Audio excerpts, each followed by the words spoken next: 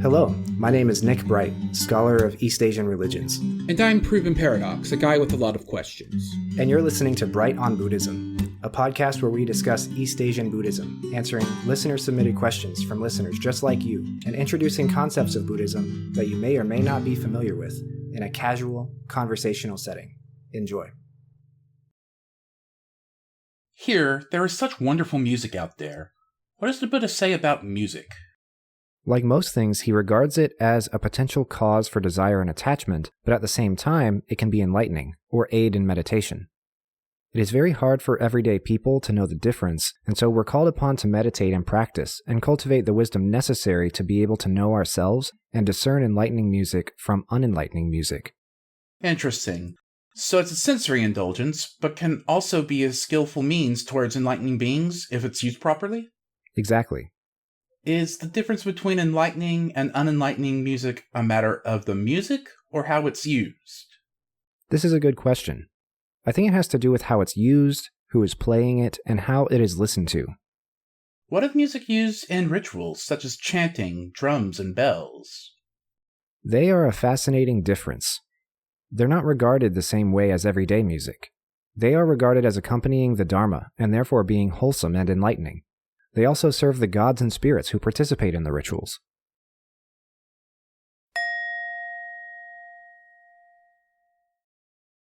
Hello and welcome to this week's episode of Bright on Buddhism. This week, we will be discussing Buddhism and music. Thank you to our listener Tyler for asking, what is the role of music in Buddhism? What are some instruments that are commonly used in ritual? How ought we understand music in Buddhism? We hope you enjoy. So let's get to it. What is the role of music in Buddhism? Music occupies a very interesting space in Buddhist doctrine and ritual.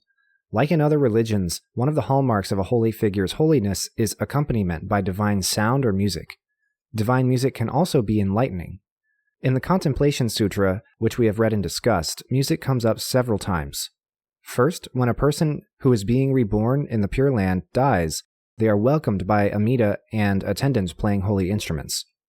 Then, once they get to the Pure Land, there are birds singing a holy song, the wind in the jeweled leaves of the trees makes holy music, and there are also bodhisattva musicians playing music, and all of this is supposed to be the Dharma in song, or in instrumental form. And all of this is playing while Amida is preaching the Dharma to you. It sounds a little overstimulating to me personally, but the point is that every single element of the Pure Land is oriented toward enlightening the individual. On the other hand, music can also be a source of desire, and therefore of dukkha. Like all other pleasant sensory experiences, we can become attached or even addicted to seeking out and listening to pleasing sounds and music. We recently discussed the Pratimoksha, the 227 or 311 rules for monks and nuns, and some versions of that list say that monks and nuns can't listen to any music at all. Or if they can listen to it, they can't listen to it with any attachment, and monastics are prohibited from going to festivals and events where music or dancing is happening. I am totally stuck in this situation. I'm a musician outside of my day job and outside of this show, and I'm constantly trying to make and listen to the most pleasing music. This demonstrates dukkha perfectly because I can never find the perfect music, and I can very easily burn myself out on music that I like by listening to it too much. Thus, there is an absence, an emptiness, an impermanence to all pleasant sound or music. By the way, listeners, you should check out Nick's band, Leo Leo. They're on Spotify and have got a few recordings uploaded on YouTube. Links will be in the show notes. Related to music's aspect of accompanying the Buddha and playing out the Dharma, it can also be helpful to consider the context around music in the times and places where Buddhism is/was practiced. In South and East Asia, music was historically associated with high education and was a sign of royalty and wealth. Think along the lines of classical music in the West in the last 500 years. Back then, not just anybody could listen to music on Spotify or whatever. Before the invention of the gramophone, vinyl records, cassettes, CDs, MP3s, etc., you had to pay money to go and listen to the most popular music being performed live. Only a select few could afford this. Similarly, a select few could afford to learn and compose and perform that music. There was folk music, or music that was made and consumed by the commonry, but there was a sharp distinction between this music and the elite music that was popular among nobility. We frankly don't know much about the music of the commonry because it was transmitted and shared orally without being written down, taught formally, or preserved in any way. The same rings true in East Asia. Often, royal courts would have royal musicians, and hearing classical music was a special occasion and an affluent pastime. While Asian and European classical music are distinct, the culture around them was very similar. As such, the music being associated with playing out the Dharma is supposed to signal that the Buddha is royal, distinguished among all beings and above all kings, but it also signals that he is wealthy in the Dharma and in awakening. The Dharma is considered a treasure, and it makes him wealthy. However, music can also signal indulgence and hedonism. When the Buddha was still a prince, named Prince Siddhartha, he often had these opulent parties at the palace with dancing women, sex, alcohol, and all sorts of sensory indulgences, music included. He eventually decided that those indulgences were dead ends and that he needed to renounce and seek enlightenment. So, music is a double-edged sword in that way. Music is also a key part of Buddhist ritual. In one sense, chanting is one of the most common forms of music that takes place in Buddhist ritual. Chanting is not colloquially thought of as music in the same way as singing or playing instruments, but the Latin root of the word chant is cantare, to sing. To chant properly is to use a singing voice and often a set melody and rhythm. As an easy example, at my temple we chant the Jusanbutsu Shingon, or the mantras of the 13 Buddhas, every Sunday, and one of them is the mantra of Fudo Myo-o, and it goes like this. No makusad man da ba zara dan sen da ma kadosha da sowataya un. This rhythm of the delivery of syllables and the droning melody is set and standardized in this chanting practice. The chanting of the monks is often more complicated in terms of rhythm and melody as well. For an example, please look up Shomyo, spelled S-H-O-M-Y-O. This is often played or chanted on a loop in front of an icon of the Buddha in a Shingon sacred space, and it's very beautiful to listen to. I looked it up, and it reminds me of Gregorian chants with a similar droning quality and focus on multiple voices interacting. Indeed, it is very similar to Gregorian chanting. Chanting in a ritual situation has sort of co-evolved all across many different cultures around the world. As you say, there's a commonality in the droning, the lack of instrumentation, and the context. Interestingly, Shingon Buddhist chanting makes use of an entirely different musical scale than Western music. Western music is the 12-note system centered around the A note, which is a pitch of 440 hertz. Shingon chanting is usually based on the Yo scale, which is a 5-tone scale that can be rendered in Western notation as being the notes D, E, G, A, and B. The frequencies are commonly different from 440, but this is typically what can be seen. Chanting is not the only music that occurs in ritual either. There is often percussion using drums with heads made of animal skin or leather, cymbals, bells, wood blocks, and more. These can be used to keep rhythm while chanting a sutra. For example, I play the taiko, or the Japanese drum, during the Heart Sutra, or during the mantra of Fudo Myo-o during Goma rituals at my temple. The way that this is supposed to be understood is I am beating the Dharma drum, or I'm producing enlightening sound in this world. Fudo Myo-o is a very vicious-looking and angry-looking deity, as we have discussed, and so beating the drum while chanting his mantra is sort of like beating a war drum, but the war is against attachments and delusions. The percussion can also be included in rituals to invoke local gods to participate in it with us. In Japanese and Chinese tradition, there is the idea that bells get the attention of the kami, or the local spirits or gods, or they at least summon them to be present and be a part of what is going on. Similarly, the instruments can play out the Dharma and enlighten people just like in the Pure Land, as we mentioned earlier. The use of bells or singing bowls as percussion instruments is also common to start and end rituals. Most people will know about Tibetan singing bowls, where you hit the edge of the bowl to get it vibrating and then you run the mallet around the edge in order to make it drone and resonate. These are often used as a meditation aid or as part of a ritual to emulate the Ah syllable, which we've discussed is very important in Tibetan esoteric Buddhism. Most Mahayana traditions in East Asia will also have hymns, known in Japanese as goeika. This is spelled G-O-E-I-K-A, and you can look this up online as well. Go is an honorific prefix, and eika means poem, chant, or song. Another name for them is wasan, spelled W-A-S-A-N, and wa means Japanese, and san means praise, meaning praise for the Buddha. These are typically sung by the laity and are accompanied by bells and gongs to keep time. What are some instruments that are commonly used in ritual? The instruments I mentioned before are the most commonly used: drums, bells, metal gongs, singing bowls, cymbals, and wood blocks. These instruments can be found everywhere. Melodic instruments such as stringed instruments, wind instruments, and tonal percussion instruments like xylophones are not as common, likely due to the fact that pleasing melodies are potential causes for desire and attachment. However, not as common does not mean never, so there are some flutes and stringed instruments that are used in ritual as well. One of the most common stringed instruments, especially in India, is the veena, spelled V-E-E-N-A, which many have heard but may not know the name of. In China and Japan, we also see variations on this instrument, such as the pipa, the erhu, or the yangqin in China, and the biwa and shamisen in Japan. In terms of flutes and horns, the ken and sao in Japan and the tapyeong-so in Korea can also be found. I encourage you to look up all of these instruments and listen to them because they're very beautiful and distinct. When we move out of the monastic ritual setting, we can see far more variety in instrumentation and musical form, but that is because we are moving into music that is inspired by Buddhism, music that contains Buddhist motifs, and music that is performed by Buddhists outside of a ritual context. This is a much broader category of music, and it's therefore harder to understand. Take the West and Christianity, for example. Many Western musicians invoke God, Christ, or other Christian figures in their lyrics occasionally. Does that mean that they are making Christian music? Not really. Christian music is a genre unto itself here, and it has a very particular worship-focused form and theme. Buddhist music is similar. There are Buddhists who make music, and they may even mention Buddhist ideas in their music, but that doesn't mean that their music is worship-focused Buddhist music. For example, David Bowie was a practitioner of Buddhism during his lifetime. None of his music was Buddhist outside of him being Buddhist while he made it. All of that said, a lot of music that we would categorize as quote-unquote New Age music is strongly influenced by Buddhist ritual, Buddhist instrumentation, and New Age Buddhist modernism. It often contains droning sounds produced instrumentally or digitally with the purpose of emulating a Tibetan singing bowl or something similar.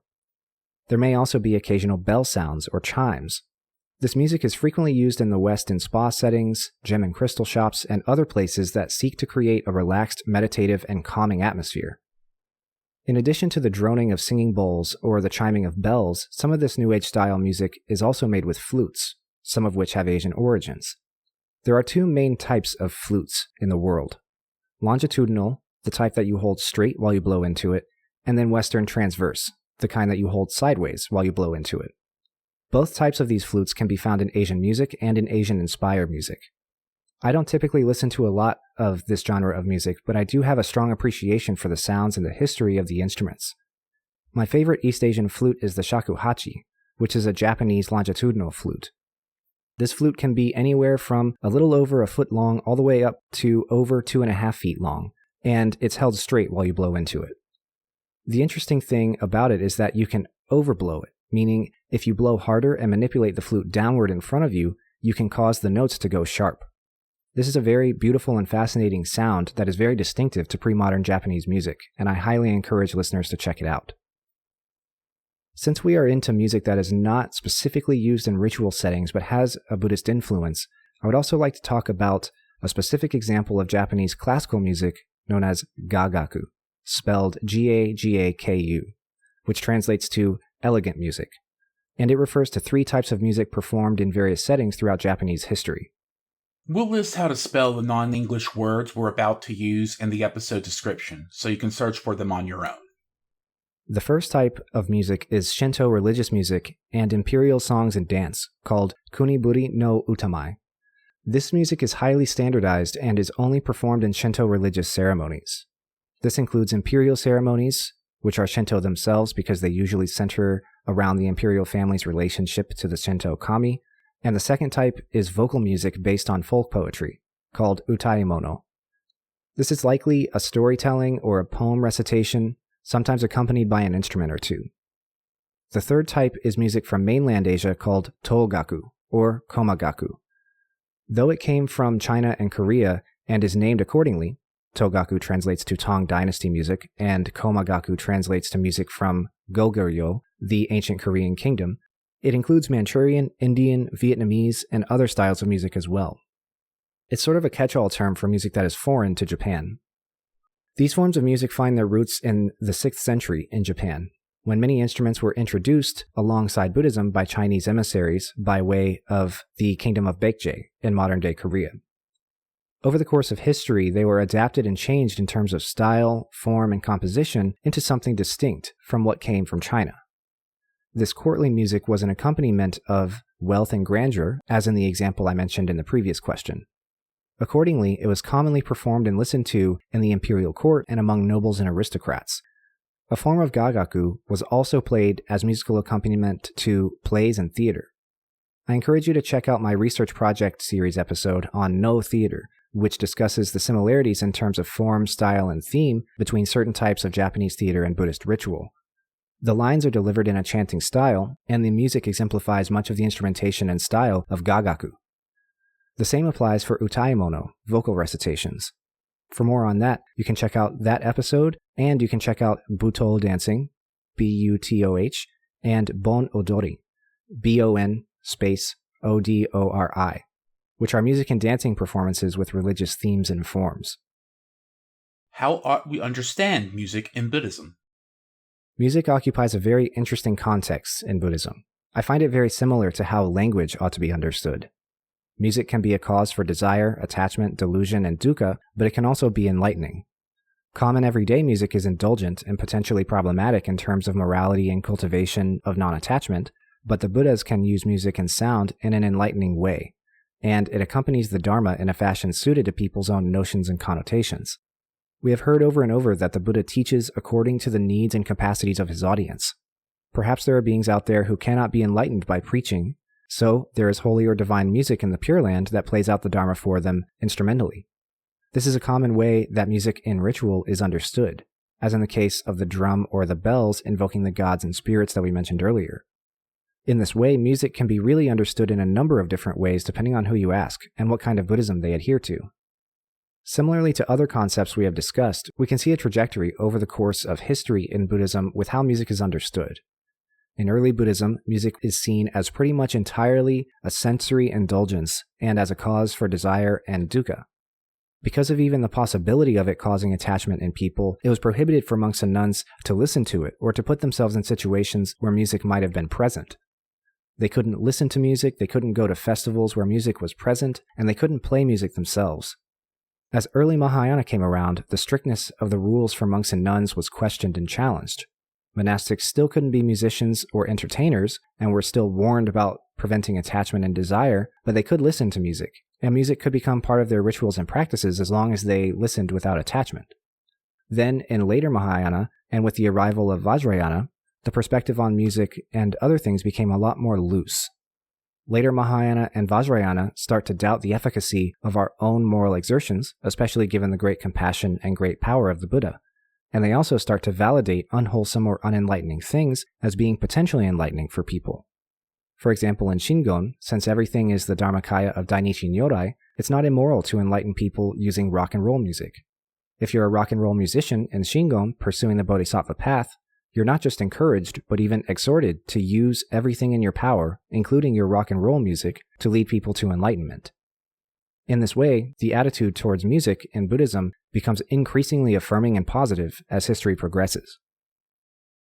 We hope you enjoyed this week's discussion of Buddhism and music. Thank you again to Tyler for the fascinating questions. Join us next week where we will be discussing Vairochana in depth. Who is Vairochana? What is his history? How ought we understand him? We hope to see you there. Thank you for listening. Thank you for listening, and we'll see you next time.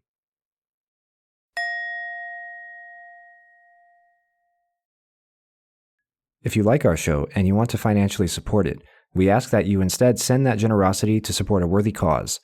For now, we ask that you support victims of the floods that struck Central Texas in early July. As of this recording, there are nearly 120 people confirmed dead, with over 170 people still missing. We've included a link to GoFundMe pages in our show notes. If you can, please join us in helping these people recover from this tragedy. Thank you. My name is Nick Bright, scholar of East Asian religions and the voice of hearer. And I'm Docs, editor, question asker, and voice of hermit. And this has been Bright on Buddhism. Thank you for listening. If you like our podcast, or if you have any questions that you'd like us to discuss, we'd love to hear from you. Please consider leaving a comment, review, or subscribing.